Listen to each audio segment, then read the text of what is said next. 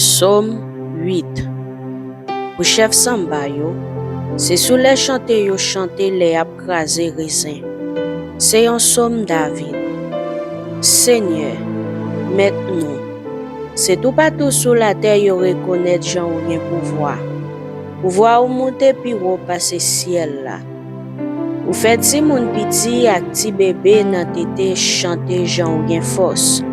Pour correspondre ak moun ki pa vle wè ou yo. Pour fermer bouche l'ennemi ou yo, ak moun kap kebe tête ave ou yo.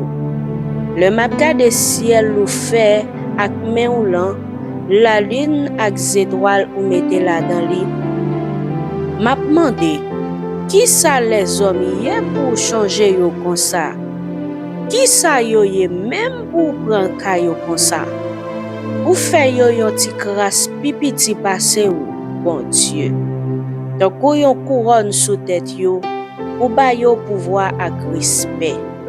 Ou mette yo pour yo dominer sous tout ça ou fait. Ou mette tout bagay en bas pied yo. Bœuf ou cabrit, ensemble ak tout bête nan bois yo. Oiseau nan ciel, poisson nan l'eau. Ensemble ak tout l'autre bête kap vive nan la mer. Seigneur, maintenant, c'est tout partout sur la terre yo reconnaître Jean gen pouvoir.